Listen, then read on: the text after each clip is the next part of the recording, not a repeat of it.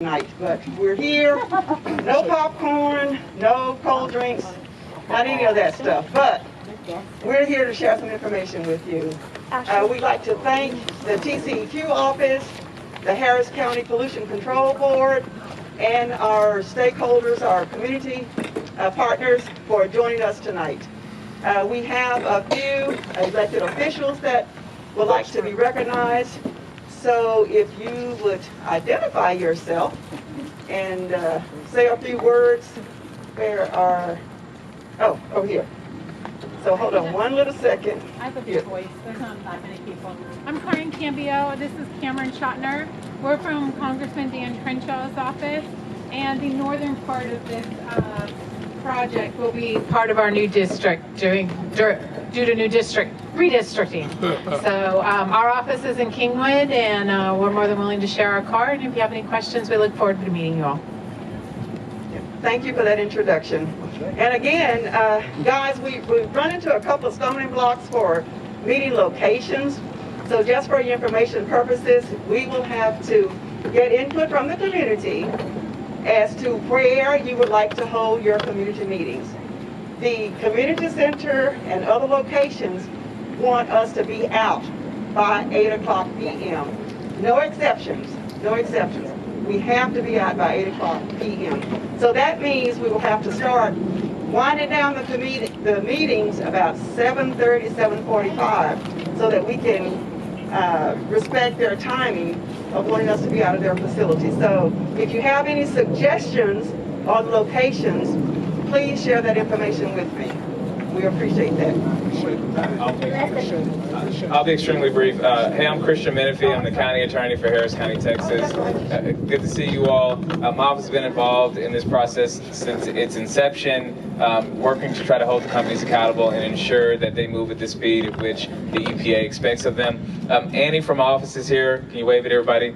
So if you need anything at all from our office, feel free to reach out to her. She's going to be here for the duration of the event tonight. We look forward to continue to working alongside you all so that we can make it safe out here. Thank you.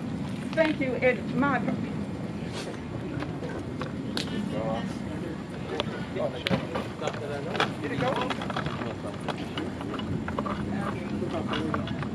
Chair? Which one?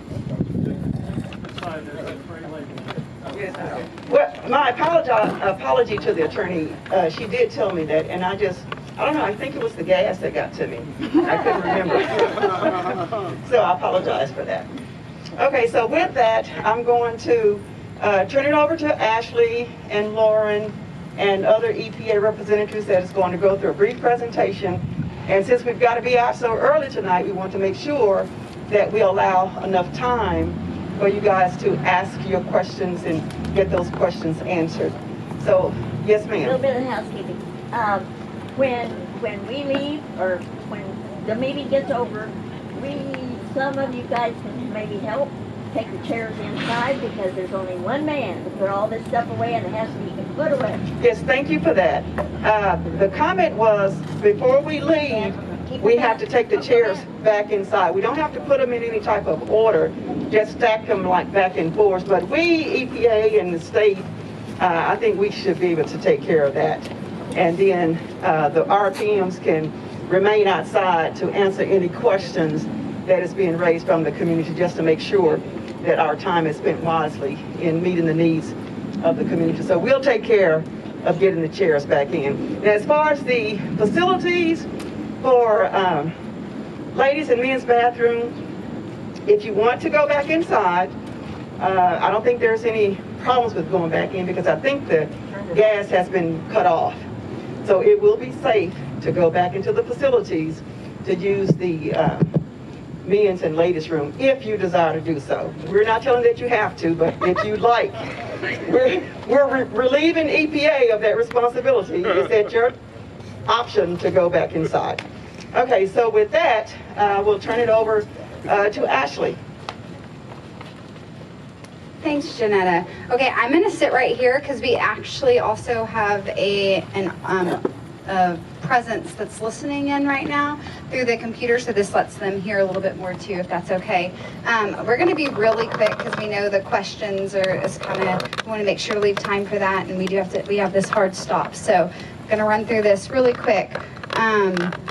Our discussion topics for tonight, first I'm going to do just a very brief site overview in case this is your first meeting, and then we will give a Southern Impoundment Remedial Action Update first, then we'll go over the Northern Impoundment Remedial Design Update, and then a community update will kind of be given throughout it as well. So just a quick site overview. This map shows the location of the San Jacinto site.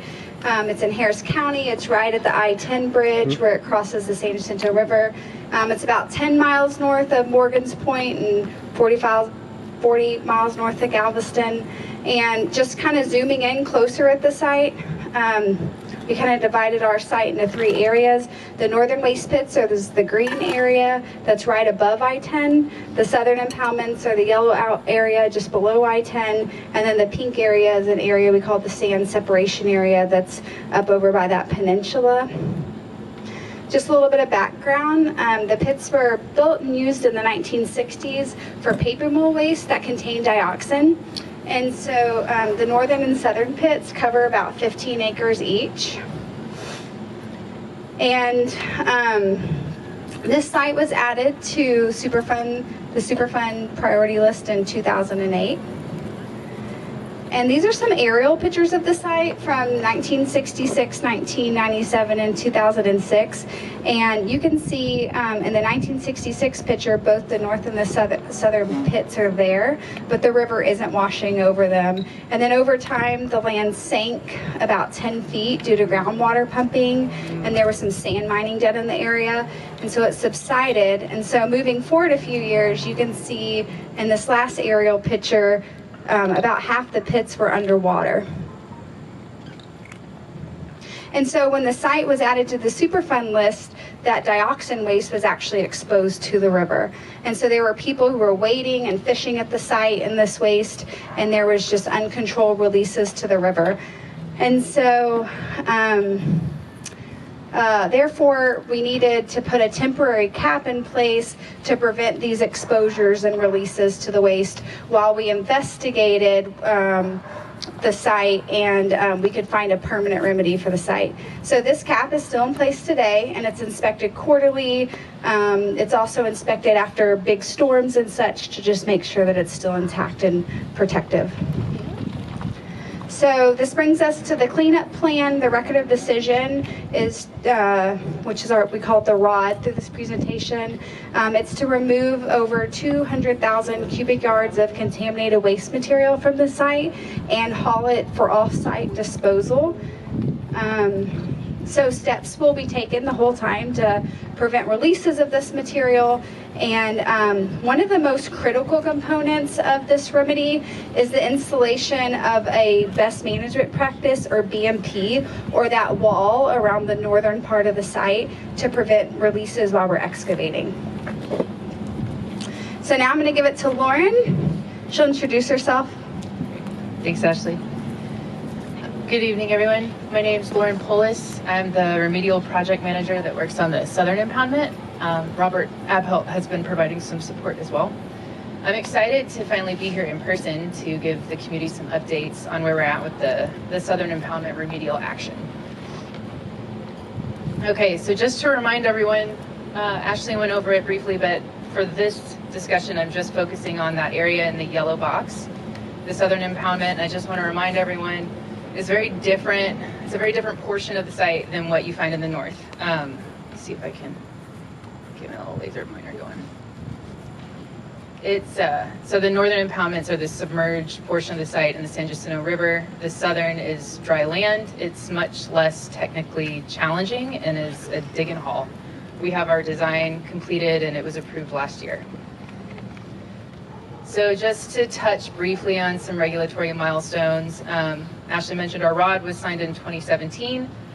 Last year, we put into effect, we issued our unilateral administrative order in September. And after that, things have been moving pretty quickly. We had our pre-construction field sampling event that began November of last year into February of this year. All of the results from that have been integrated into the most recent addendum to the 100% remedial design, which was approved this summer, so just August. Couple quick administrative updates. Our pre-construction conference was October 25th here in Houston, as well as kind of a hybrid meeting. The state, so TCEQ, as well as EPA, International Paper Company, which is our only responsible party on this portion of the site, and GHD, the contractor actually doing the work, we're all in attendance. And it gave us a chance to kind of meet the project team, the field personnel, as well as the administrative portion, and kind of go over the logistical details of what we can expect in the most recent work start and on into season 1 and for the duration of the cleanup. So that was really good kickoff meeting. We also had our most recent updated supporting deliverables. This is the last swath of kind of remedial design updates that were provided. Those are still under agency review, but that should be finalized imminently, very soon. And when they are finalized, they will be posted online for the public to view. All right, so the exciting stuff, field status. Just to kind of orient everyone, the map over there on the right, this is Market Street, kind of on the north and down on the eastern edge here. We've got our RA construction start kicked off on November 9th, so just last month. We have oversight being provided by our EPA project managers as well as our contractor. And just to kind of give you a quick orientation, it'll help, I think, with going over some of the field activities and objectives. You can see in this green shaded areas, these are the excavation polygons. And this is a design drawing from the updated design. And you can see, so this is the areas that the work will actually be done, where the impacted material is going to be removed. And then these black boxes, kind of rectangle areas on the site are soil management areas. This black shaded kind of box here is the office, the admin trailer. This is the road in and out of the site. We've got a decontamination station right here. And then this larger square towards the southernmost portion of the site for now has 4 of our water treatment tanks. Those are quite large in diameter. So all of this stuff doesn't exist out there already. It has to be brought in and assembled and built out. And so that's what we've been working on, or what they've been working on since November 9th. And that includes site prep, so vegetation removal, fencing installation, best management practices to stop erosion have to be set up, and the site has to be prepped. We've got our water treatment system, which I mentioned, being brought in and built out, admin, and all of this is to prepare us for the actual start of the work. So during this, you might see workers out there anywhere between 6 a.m. and 7 p.m., but they're going to stick to just daylight hours, so that might shift seasonally, as you know, in the winter we have shorter days. And once we do get going, water treatment may occur outside of those windows if needed. Okay, so I know this is probably a question in everyone's mind, is how long is it going to take? So the estimated general timeline, like I mentioned, we started last month. We anticipate 2 working seasons, with excavation being done November through May of each year. This footprint here incorporates the results from that pre-construction sampling effort I mentioned before, and we anticipate completion in 2024. Okay. So just to walk you through what to anticipate season 1 versus season 2, kind of went over the components of what everything is in the field. But we'll start in the northern portion, and I should have mentioned this. Our site is bisected by Glendale Boat Works, which is this area here. We're going to start in the northernmost polygon and work our way south, with the intention of getting a good stopping point by May, and demobilizing and removing all personnel, so that the next season, when we get started back up, that water treatment plant, which I mentioned is quite sizable, is going to have to move. And so it'll be in the central portion of the site, so that we can pick up where we left off and move our way south and, you know, tie everything up. And there'll be a bulkhead installed right here on the southwest corner. So while the work is being done, so during excavation, we're going to be excavating, managing that water that's produced during the work, solidification. So if the material is coming out, it needs to be solidified before it's disposed of. That will happen in these soil management areas. Actually, I think it's these ones that I pointed out. You know, off-site transportation and disposal to a disposal facility, and then site restoration. There'll be 3 crews on site at any time. One will be excavating, the other will be handling the backfilling portion, and then another will be working with the overburden. All right. So EPA has been communicating with our CAC, our Community Awareness Committee, and with those conversations, we thought it'd be a really good idea to give you guys a look at what's actually happening out in the field. So these next few slides will kind of walk you through that. So since November 9th of last year, personnel arrival, so folks coming on site, doing your general safety walkthrough, and then of course the equipment delivery.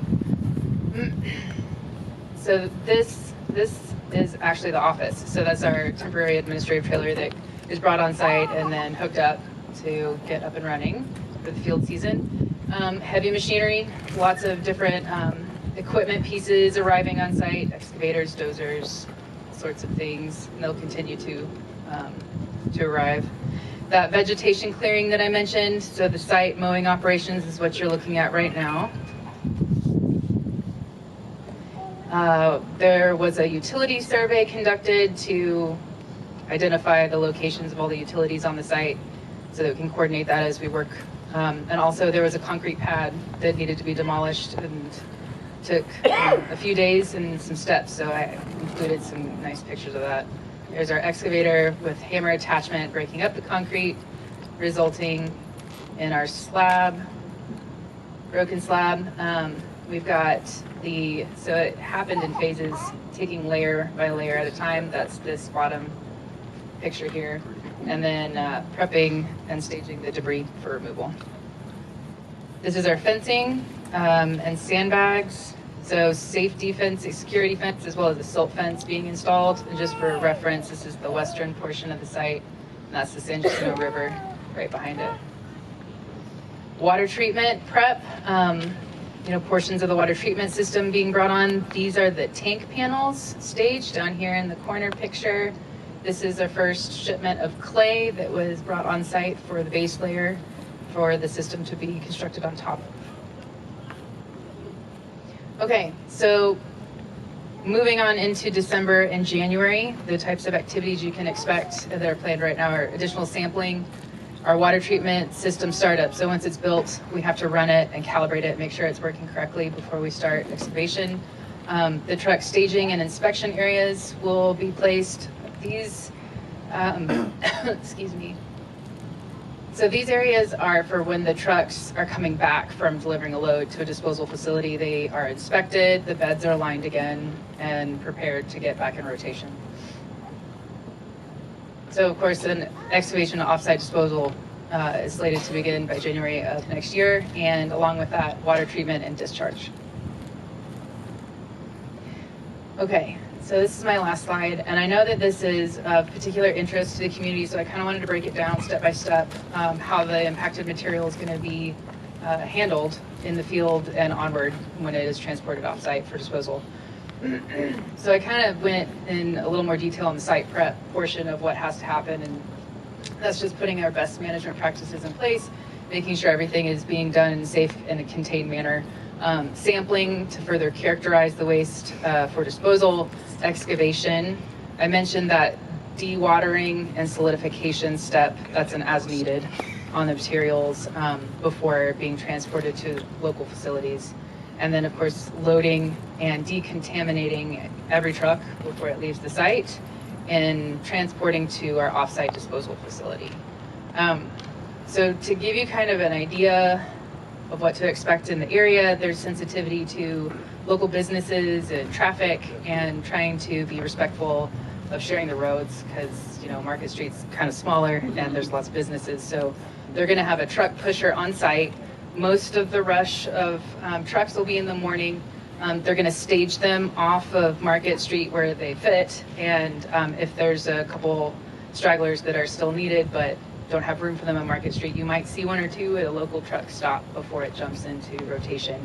And the idea is just to be as efficient and timely as possible in getting the material to local disposal facilities. You can see if I've got any other. I think that does it for my Southern Impoundment update. So I'm going to hand it back to Ashley Howard to talk about some community updates and the Northern Impoundment. I know we have questions, but just because of the, we're just gonna do them all at once, if that's okay, I'll start with you. But don't forget them, because we'll come back to the south.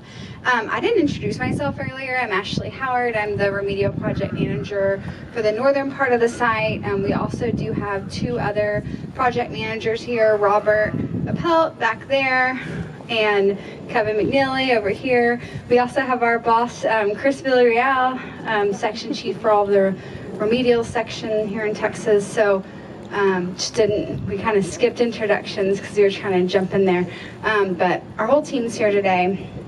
We're excited to give you these updates. So just kind of going back to the June meeting, probably one of the biggest things I heard from the community was that, we needed to meet with local responders. There was some talk that even though we had reached out to the LEPC in the area, that the local Channelview Fire Department isn't part of that and didn't get to hear about our sites and all the work that was going on. And with the Southern starting, we thought it was a really good time. And so we met with Channelview Fire Department, the Assistant Chief, Harris County Emergency Response, the Hazmat Response Group, and all the leaders of that. And we went over just a site overview.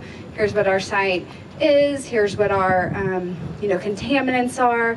They also look through the health and safety plan, the emergency response plan, the transportation and disposal plan, right? Because if there's something that goes on with any of those, they wanted to have time to review it and give us comments.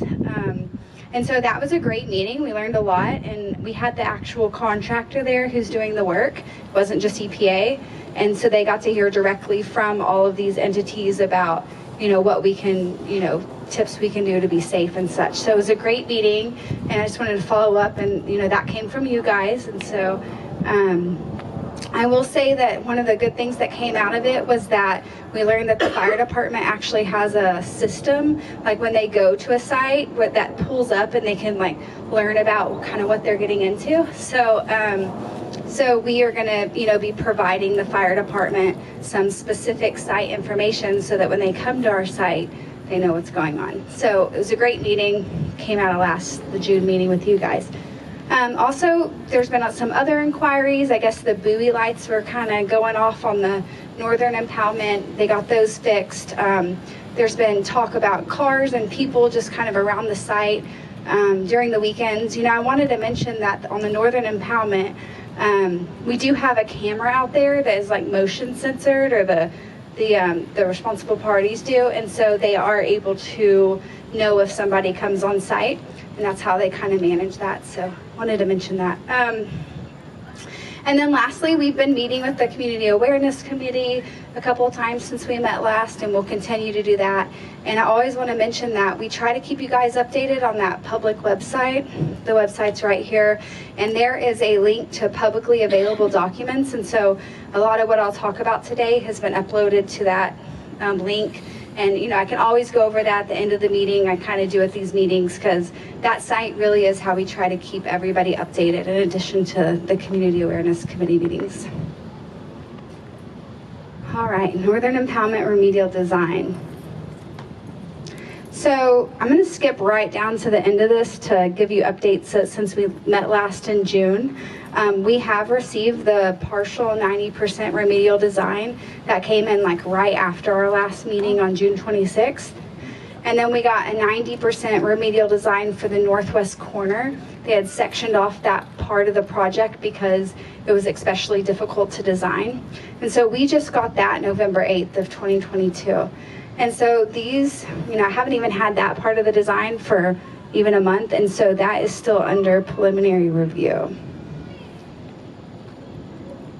But this is just a review slide. I talked about this in June. So in March, the PRP wrote a letter requesting EPA to alter our response action at the site and asked to delay the submittal of the 90% design that we now have in hand. And so reasons cited in their letter included just increased waste volume and how much harder it was to design the project, some engineering complexities that had been cited, the TxDOT's I-10 bridge project that they were starting to work around, among some other things. And so we responded in April, and it was actually our regional administrator who responded. And basically we said, you know, to evaluate the claims in your letter about changing the remedy, we need that 90% design to review. And so we did not give another extension and asked for the design. Thank you. So this is also a review slide. I think it's been in the past 2 presentations, but I just want to make the point again. Back when we got the preliminary 30% remedial design, we approved 2 approaches to remove waste. The first is we call approach A from the 30% design. It's removal of all the water in the cell and then dry excavation of the waste material behind that BMP cofferdam wall. We also approved the removal of waste material through a column of water as long as it was within that BMP wall, right? So that there's not a release. That's the whole point of the wall. We talked about last time about how we may consider that removing the water through the water removing the waste through the water column if there is a risk of hydraulic heave. Because we talked about last time, we didn't want that happening at the site. But something new, and why I mention it again, is in August, EPA wrote a memo to file, and that is on the public website, where we just memorialized our decision that it was okay to remove the waste through the water column. So, and then just a last point on this, EPA has been consistent that a capping remedy is not compliant with the 2017 ROD and cannot be considered. So EPA has received several times from the PRP this question or alternative analysis to cap, and we've been very consistent that we're not considering that at this time. And when we got the northwest corner component of the design, it did have a capping alternative that was presented with it, and so just so you know, EPA is not considering the capping alternative, and we have asked all of our stakeholders who are also reviewing the design not to review that because our remedy called for removal, and so that's the part of the design we're going to review. But I think just the key point of this slide to remember is that we built this wall around the site so that there's no releases as we're excavating.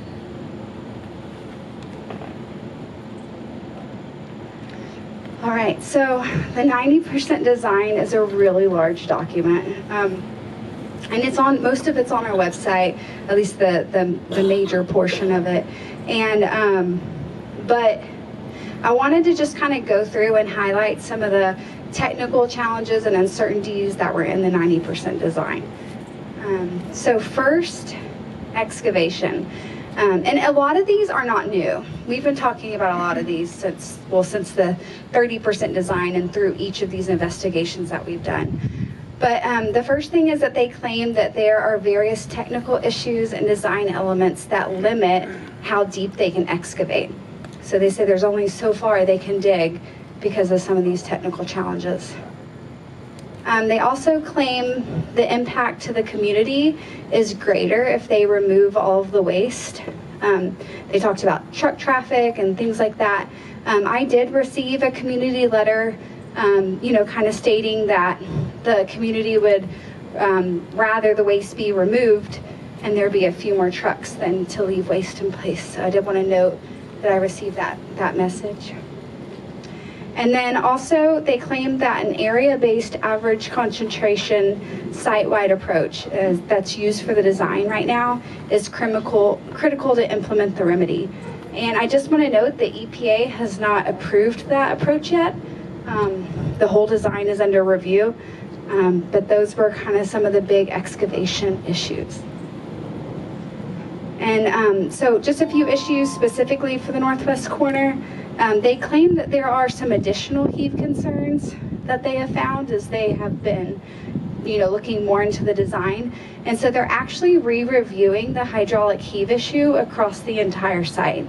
And so that means even the June deliverable that was received is being reevaluated. Also, they claim that there are issues with completing dredging in the northwest corner in one season. Why that's kind of a big deal is that when you dredge, you're creating like contact water that has a lot of dioxin in it, and we want to be able to treat that, before a storm season, so that, there's less of a chance of release. They also claim that a larger footprint is needed if we go with the dredging option. Why that's big is that they may not have the footprint to do everything that they're saying needs to be done. But we do work with limited space out there, right? We've kind of talked about that. And then lastly, just some concerns with residual management. So when you dredge, sometimes there are residuals and those have to be managed. And so we're reviewing their approach to managing those residuals. Okay, so something else that's kind of new in the 90% that we got that we didn't have in June is that they moved part of the southern part of the wall down further south, and so that actually covers more of TxDOT's right away. Some things that stayed the same was that they're still planning on excavating from November to April to avoid hurricane season, and then also they're planning to still subdivide into seasonal cells and then, work in each non-hurricane season. And we've seen this wall move a few times over the past year. Like after last summer, we also saw the wall, if you remember, kind of move out more to the northeast to kind of capture some more waste that was found in the investigation.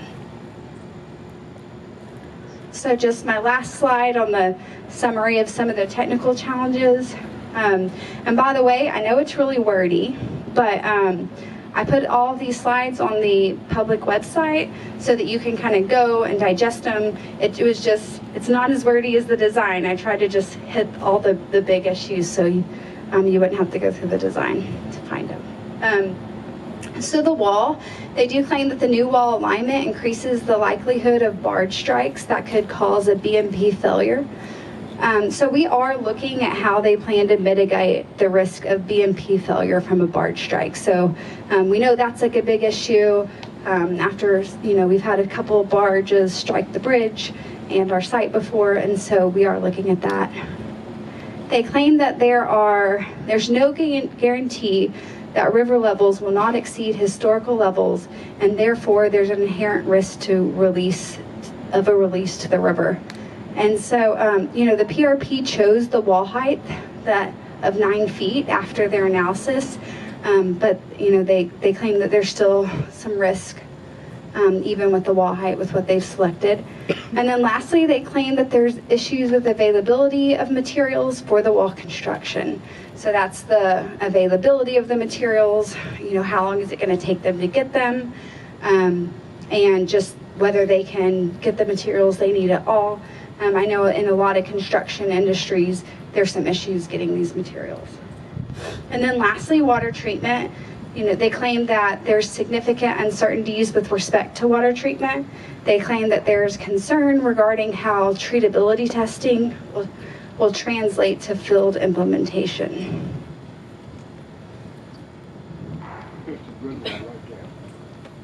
Water treatment. Well, the good thing about water treatment is they're about to start water treatment on the southern side. Very similar system, same contaminants for the most part. So we'll get to kind of see how the water treatment works, right, on the south. So that's good about that. We definitely don't want them discharging anything to the river. And then the last thing is just the TxDOT I-10 bridge replacement project. So The 90% design claims that there's possibly implementability issues regarding this project, such as concern regarding access to the site. So imagine if you can think about that access road that goes along I-10, truck traffic for both the I-10 bridge project and this major construction project. There's going to have to be a lot of coordination between these two projects. They also claim that the current double wall design that's on that south part of the wall that's in TxDOT's right-of-way, that's the only design that's implementable. So TxDOT has asked for a smaller footprint of that wall since they're both going to be working in the area. So that's kind of something that needs to be evaluated.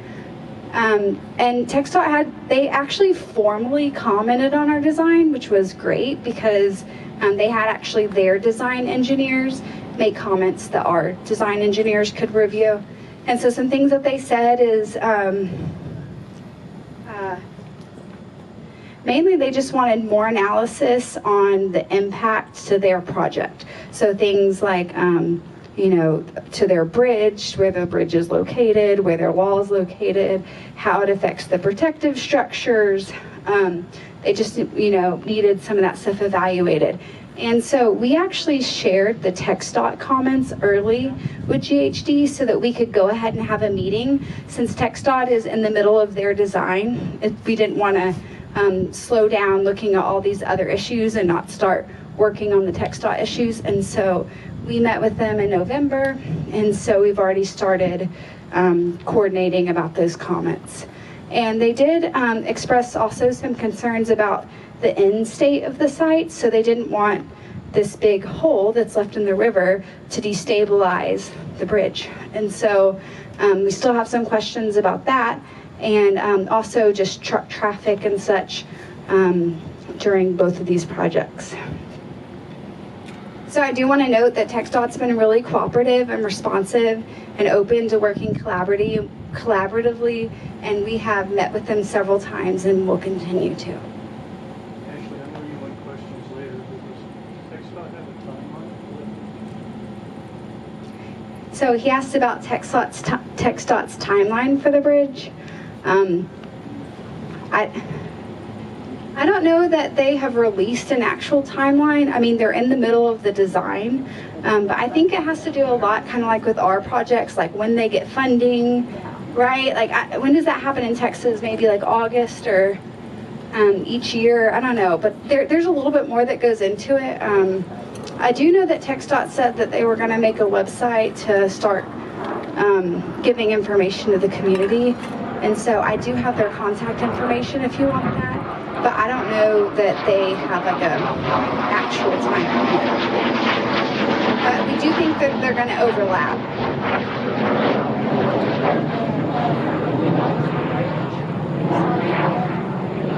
Yeah, I've heard it's not funded yet either.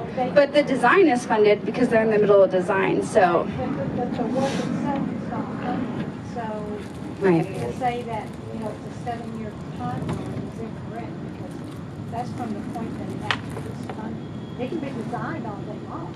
Oh, did someone say 7 years? Oh, I thought you just said 7 years. Oh, I think I repeated something. Ours is 7 years for sure, or that's what is estimated right now. But yeah, I think it is a funding thing, and I haven't gotten an update that it's been funded, and so I'm kind of waiting for you guys also to know when that's going to move forward. But it's under design for sure. So just the next steps. This is my last slide. I know that was a lot of information to digest, but we are considering the June and November design submittals together. And so that's still under preliminary review because I've only had that second portion for the last month. And I mean, these issues are hard. They're each of them. And so we need to evaluate kind of which claims are valid. And we've had a lot of reviewers, the Corps of Engineers, we have some stakeholders, Harris County and such. But with some of these issues, we really think that we need kind of a fresh look of some experts who deal with these very particular issues. And so right now we are looking at all the mechanisms that we have to kind of get those technical resources to look at each of these implementability claims. And so we will continue to kind of update the CAC regarding this review. But that's where we're at right now.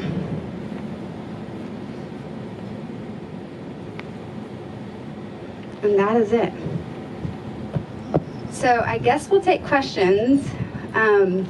Janetta, are you gonna manage those? Yes, I will. And before we get started with the questions, I'd like to thank you guys again.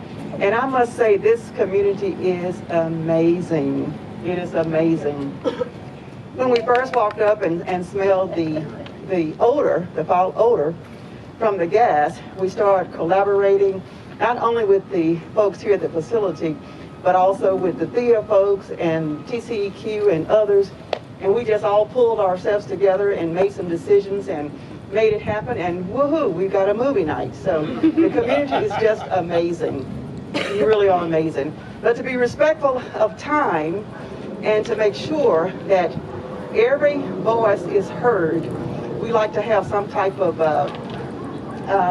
structure with the questions, if you guys don't mind. So I assume that everybody agrees to that, right? So we'll start to my left here, and we'll just go down. So if we can try to limit, we have quite a bit of folks here tonight, so if we can try to limit one question, and then we'll just go around the room, go back and forth like we typically do, and then that way we'll make sure that everyone has an opportunity to ask their questions. And we know that, you know, sometimes we get excited, but we just want to make sure that we hear from everyone, including the folks that's standing in the background over there. So we'll start to my left and just kind of go down the aisles here. So is there anyone here that would like to ask any questions? Okay. Let's see. Do you want to give your mic and we'll... Yeah, I'll give her my mic. Yeah, I've got a big mouth, so. Hi, I'm Carolyn Stone, Channelview Health and Improvement Coalition, resident in Channelview. And I want clarification on the area-based average concentration site approach. I think I know what it means. And to me, if it's what I think it means, that's a dilution of the hot spots. So. That's a good question. It is standard for EPA to composite samples over an area.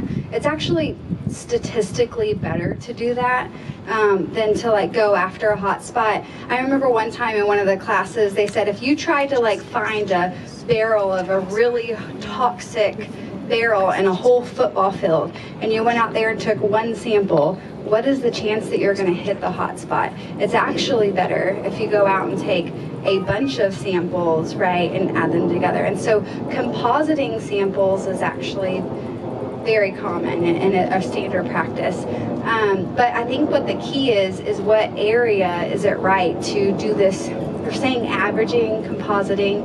And so it's really based on your decision unit, and that is what EPA has to kind of agree to, is what decision unit are they going to composite over when they are making the decision. We have not approved a site-wide approach to it for many reasons. But since they have said that it is critical to implementation, meaning it may not be able to be implemented if we don't approve it. That's why that's one of those issues I highlighted that we really want to get another technical look at. That help? Yes, it So, is what I thought it okay. Thank you.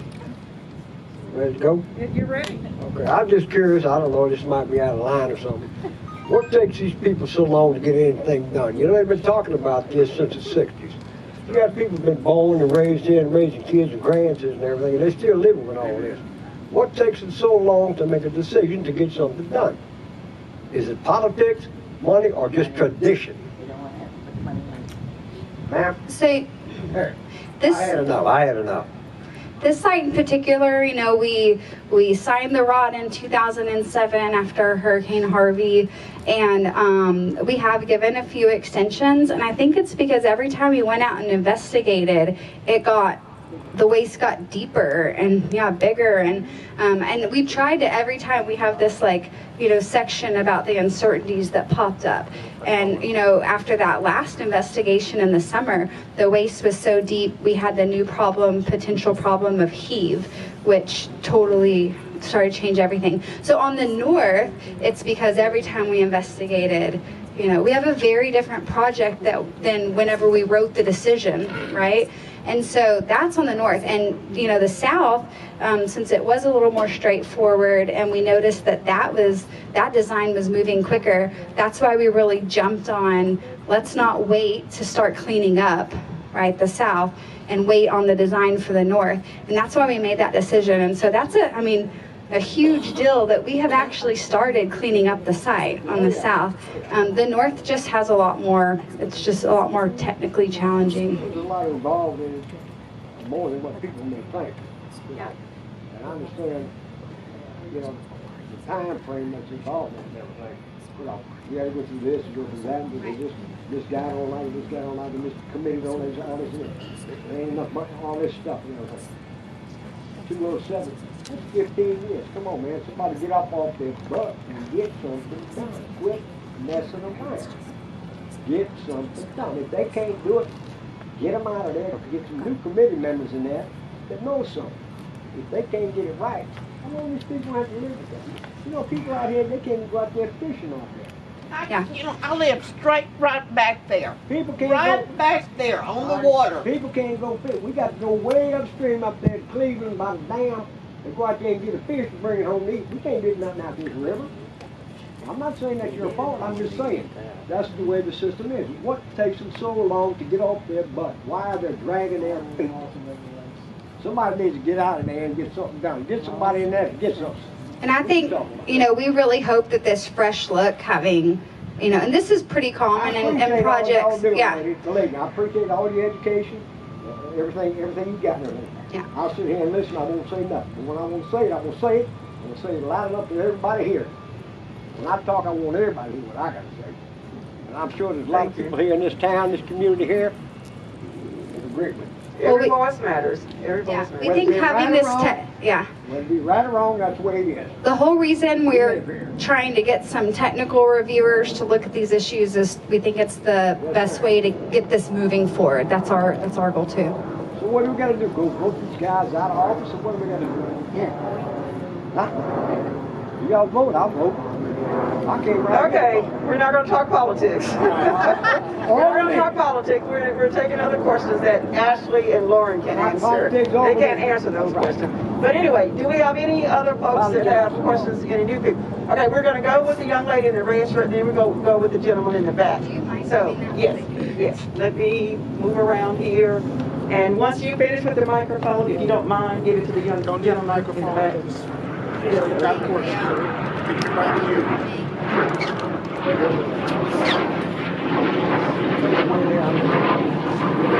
Okay, so my name is Rachel Jordan. I'm the Assistant Director of Texas Health and Environment Alliance. I have two questions, but one is not for me, one's from Jackie, I promise. The first question I've got is for Lauren. You mentioned the decontamination zone at the southern pit. Can you explain a little bit about that and the process that the vehicles are going to go to prior to leaving the site? I'm actually going to have to get back to you on the details of that. We're reviewing the transportation offsite disposal plan right now. It will be finalized imminently, hopefully in the next couple weeks. Okay. And then my question for me is to Ashley, for the northern pit, you mentioned that that the responsible parties are saying there's a heave risk for the entire site now, and it's under review. Who's reviewing that? So they started the review as they started, the northwest corner is one of the deepest areas of the site. So when they started designing that specific part is where they started to have some more concerns. So I'm not saying that the heave is going to happen on all of the site, they're just reevaluating it across the site. Right now I know that they are currently reviewing that, but that was on my list of topics that it would be good to have a technical person come in and get a fresh set of eyes on that issue. So the responsible parties are reviewing it? Yes, as part of their design. Okay, thank you. It's on our list too. Thank you. My question is the following. You were talking about the south part of the area. My question is there any fresh water in that area, particularly the fresh water over in the Lynchburg area? And is that any concern?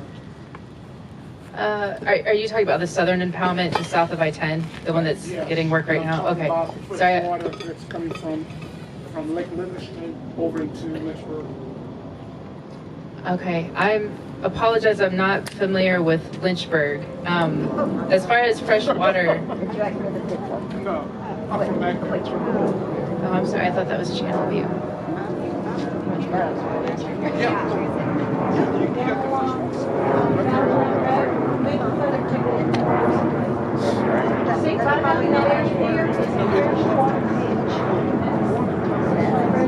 Okay, so that's where. And then it's skirting over there, and that's what they're talking about. Okay.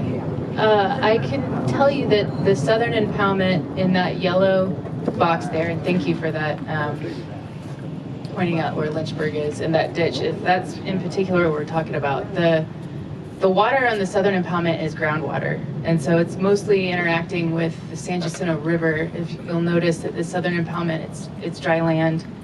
I've lost that gentleman. He's over here. I'm over here. Okay, so that peninsula where the southern impoundment is located is on dry land, and so the water that would be coming into contact with the impacted material as we're excavating is groundwater that is in connection with San Jacinto River, but the direction is going to be into the pits. So as they remove waste, the water will come in, and we're going to treat it at the water treatment system, test it, so it will be stored in batches in large diameter tanks.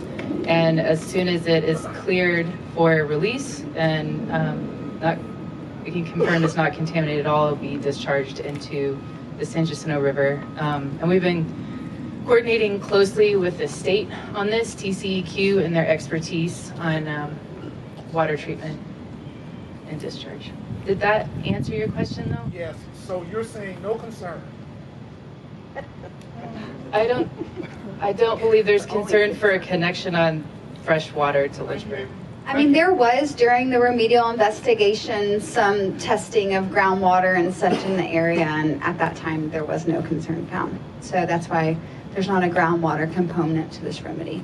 As she said, it's coming up from the ground versus infiltrating from what we found. Okay, thank you, Ashley and Lauren. Do we have any additional questions here? Okay, here? Okay. There you go. And then when you finish, if you don't mind, give it to the young lady in the back. Or did you have a question? Lisa, do you have a question? No. Okay, okay. All right. So, okay, this is also, my name's Oscar. I'm a community coordinator with the Texas Health and Environment Alliance, and this is also from Jackie. And this is more of a comment, really. But THEA and the San Jacinto River Coalition represent over 55,000 voices, and we want everybody here to know that we're not supportive of the November through April work season, and community concerns raised about construction during hurricane season were more to have dialogue about best management practices, not necessarily to mitigate risks, and not to halt removal for the bulk of the year. And we like the EPA to consider requiring enough material in this area to be able to cap what's inside the BMP should a major flood event occur. So that's our comment. Sorry, I'd have one of these. I'm sorry, Oscar. Thank you. I didn't put that. I had received something similar to that also. We're also looking at that. You saw one of our comments was, not being able to finish something in a season. And we're looking at what things can be done in or out of hurricane season. Where that kind of came from was not having like an open excavation area during hurricane season.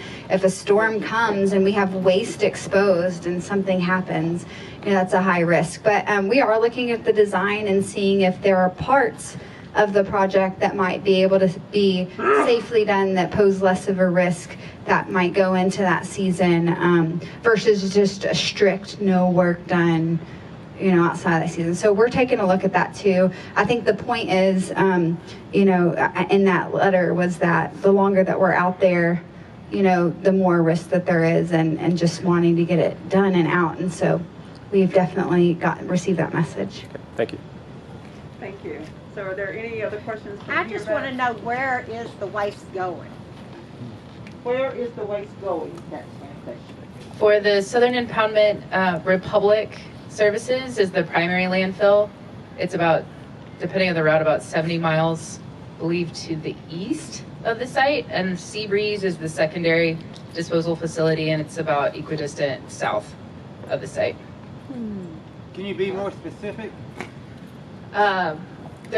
So Republic Services and Seabreeze landfill are the exact disposal facilities. Both of them are non-hazardous industrial waste But where? Like facilities. what cities? Where is it? Do you know what So cities are? one is in Beaumont. I think Republic Services is in Beaumont, and Seabreeze, I don't remember exactly the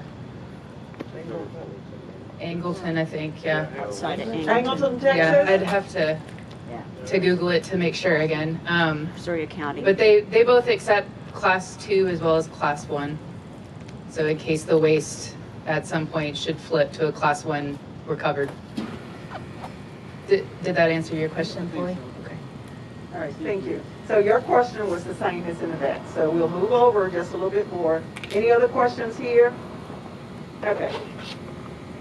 Gilbert Hoffman, Star Courier News. Who is the contractor for the Southern Impoundment? And are they local, and do they have experience in this? The contractor is GHD. They've been designing for this project since Anchor was off, so some years now. They were at the helm when we approved the remedial design. My understanding is they're not local, they're not from Houston, although components of their company are based in Houston. But GHD is the engineering firm. I'm asking who's the construction. So GHD is the remedial contractor, and they're going to be subbing out a lot of the work to subcontractors, which I don't have my thumb on that. Okay, we've got okay. Yeah, GHD operates as two different companies. There's the engineering environmental firm, and then there is, well, I'm usually so loud, people are like, get it away from it. But, and then they have a contracting, construction, remediation contracting firm that's a separate, it operates as a separate entity. So in effect, there are two separate companies. There's the design firm, and then there's the construction firm, and they will contract as appropriate necessary services to make the project work. But the GHD, the construction one, is the one's coordinating the remedial implementation. They're local. Yes, sir, but they also have a Houston office, which is where the lead project, Charles's title is. Project director, coordinator, yeah, he sits in the Houston office. So. Thank you. This is Robert Abhelt. He's another remedial project manager that's been providing support on the Southern Impoundment. Thank you, Robert. Yeah, thank you. Okay, do we have any other questions here? Okay. Did you have a question in the back, sir? No? Okay. Elita Casper, Harris County Pollution Control. You had mentioned that y'all had given U.S. Army Corps of Engineers a chance to review the material and make some comments with regards to the heave. What did U.S. Army Corps of Engineers determine with regards to heave?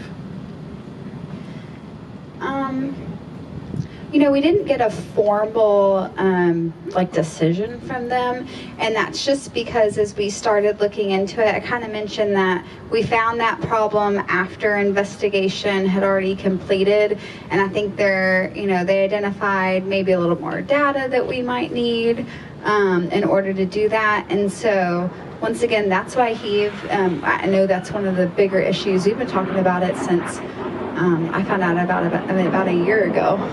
So that's one of those that we want another technical expert to weigh in. She asked if the Corps is being considered as the technical expert. I mean, they will review it also as part of this 90% design review, but we haven't chosen any technical experts yet. That's what we're like literally in the middle of trying to figure out how we're going to get the right people on. But they will also review. Thank you, Ashley. So we're moving on down to my right here. Have a question here? Excuse me. Anna Holt. I just want to make I guess it's more of a comment. I believe in the presentation you stated that people are there at the site, like fishing or whatever, on the weekends. It's every day. People have been fishing out there a significant amount here lately, right around it. I've seen 3 and 4 boats at a time. There's cars parked along Market Street every single afternoon. I counted as many as 10 at a time. And most recently, last week, I saw people parking across 2100 at the gas station, walking under the north side of the bridge to the south side where it's fenced off. I saw 4 people there. So this isn't being addressed, that there are constantly people fishing all within the area. I don't know that that's the EPA, but who should be addressing that? Because it's getting worse. Yeah, we talked about the fish advisory some last time and who is it enforceable and who enforces it. I mean, that's not all just from the San Jacinto site. You know, it's above the San Jacinto site and below the San Jacinto site. It's a large area. And I think we talked about the health department, I think, put out all the signage and stuff last time. But it doesn't matter how many signs are up, people still do it. And I don't know that there's really an enforcement mechanism of the fish advisory. I think it's more of an awareness. And I know on our site, the signage we're responsible for is that, you know, this is a Superfund site, don't come onto our site, you know, and we've made sure, I mean, we were out there today looking at signage, that it is very clear not to come onto the site. But the larger fishing advisory area, that's just, I know that it's happening. And I kind of talked about last time we had looked at this boat ramp where people were crabbing and stuff. But it's not EPA that enforces it. But the signage is there in a lot of areas, but you know, they'll be fishing right next to the sign. I think it's just a larger problem. Well, pretty much at all Superfund sites where you have fish advisories, there's always going to be a problem with folks ignoring the signs, taking the signs down, the signs washing away. So that is definitely a challenge. And even sometimes when people know about the fishing advisory, they still continue to fish. So if there's any comments that you can share with us, that we can share with those that can do some additional efforts, I mean, we welcome that. We've talked about it at the CAC meetings too. Yes. About it's not just this site, it's all over. It's all over. That's a large area.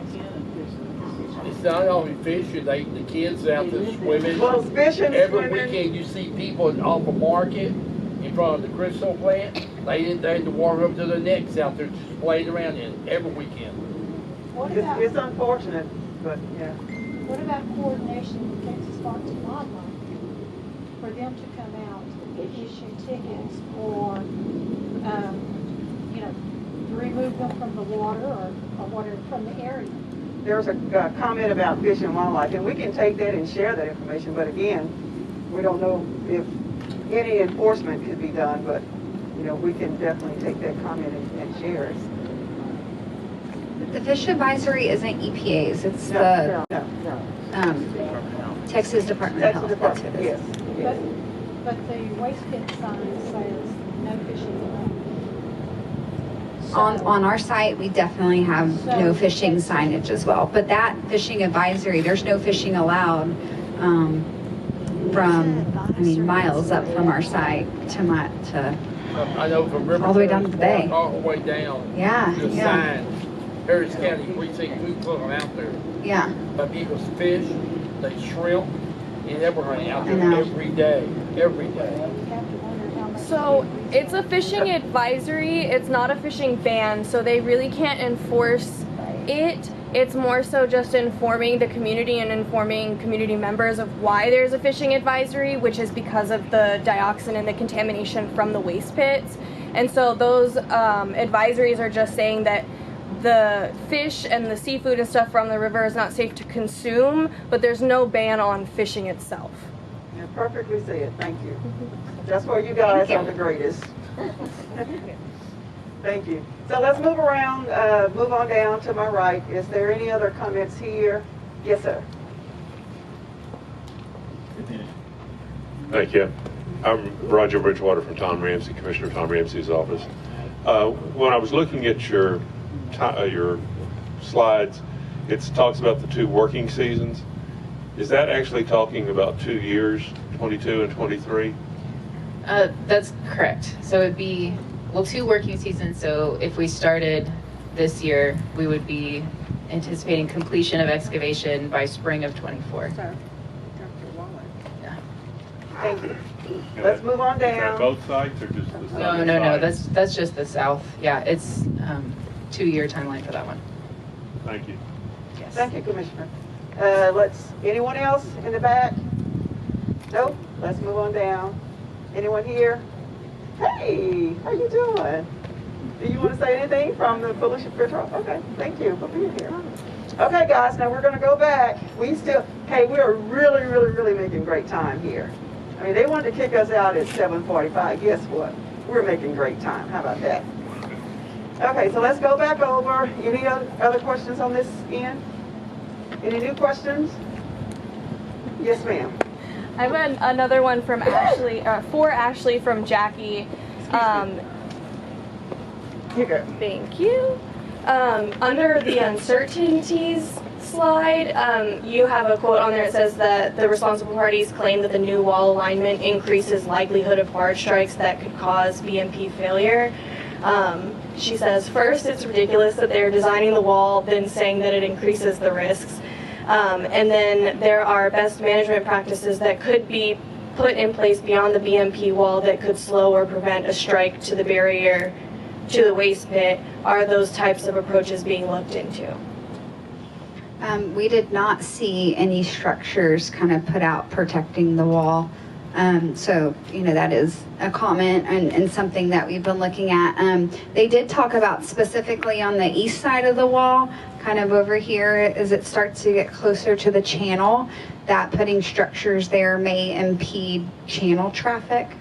And so I do know that was one reason why they didn't put them over there. But that is, one thing if that there's concern that a barge striking the wall, may compromise it. Is there anything else that you could do to help mitigate that risk? Get rid of the barges. We don't have that control. Okay.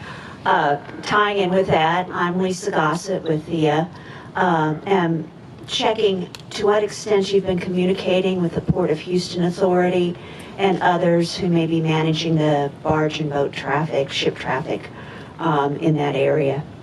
So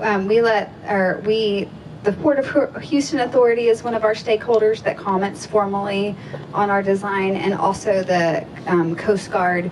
We meet with them quarterly, maybe every 6 months depending, but we met with them about this design specifically. We showed them the alignment of the wall and got any comments from them, and so both of them do have commented on the 90%. Thank you. Can you tell me how wide the wall is going to be? So wide and tall. So how wide and tall is the wall going to be? It's about 30 feet wide. Yeah, so it's pretty wide. It's going to be filled with aggregate. It actually is right now designed to be built where you can drive up onto it and actually put equipment on it, around it. It's like a steel wall with tie rods in between. And then how tall is it? Right now it's designed to be 9 feet above the regular river level. Deep, I think in some areas it goes up to like 60 feet. So it's supposed to kind of tie into the Beaumont clay that lies underneath the site. Thank you. Hold one second, let's see if we, hold on one second, we're gonna come back over here. Do we have any additional questions on this side? Yeah. Okay, you got the, oh, hold on one second, and then we'll give you the floor back. Ashley, did you say 30-foot wide for the wall? Around that, yes. I'm looking at this drawing, and that wall is narrower than a lane of traffic on that drawing, which is 10 feet. So, I don't know if it's perfectly drawn to scale. I figured it was, but I do know that it's 35 feet wide or so. So we probably need to see a new drawing, I would say. I know that some of these are like a little bit more conceptual. I know when they actually, lay it over,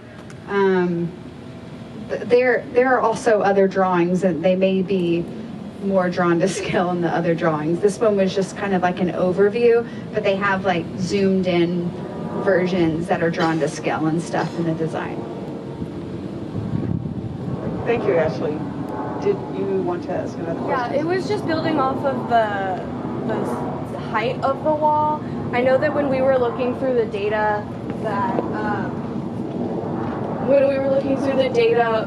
I noticed that like you just said, the height of the wall goes up to about 9 feet above the surface.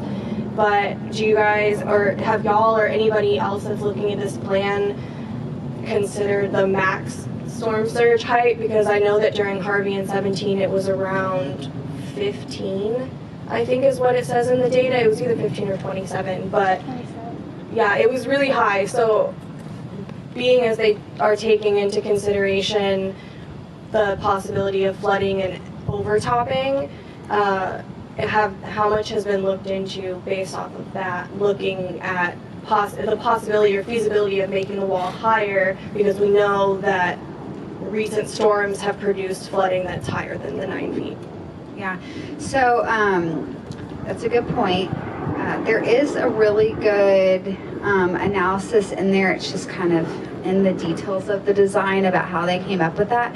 They did look at river heights that were not in hurricane season, and that's kind of why they don't want to work in hurricane season, because there's more of a risk that there could be a surge, and it could be higher.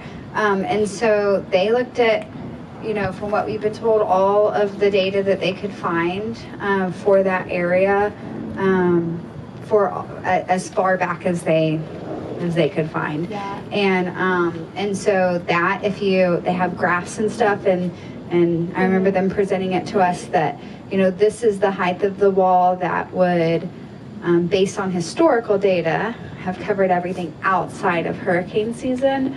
And so, but now that it is brought up as maybe an inherent risk or implementability issue, that's why it's been added to our list to take a second look at. Because I remember when I was going through that portion of the design that it did, like you said, it talked through like how they did go through it. And I know that we had spoken internally about, putting more emphasis or more weight on the more recent years and the heights that have been reported in more recent years, because the flooding more recently has been increasing and they've been more major than hundreds of years in the past. So the weight being put a little bit more highly on the higher flooding levels than the older ones. But I mean, if we started designing this for Harvey, and that like once in a, I don't know if, that would be a whole nother review if that's implementable, Yeah. And so I think but that is where let's not work during hurricane season. And if we can button everything up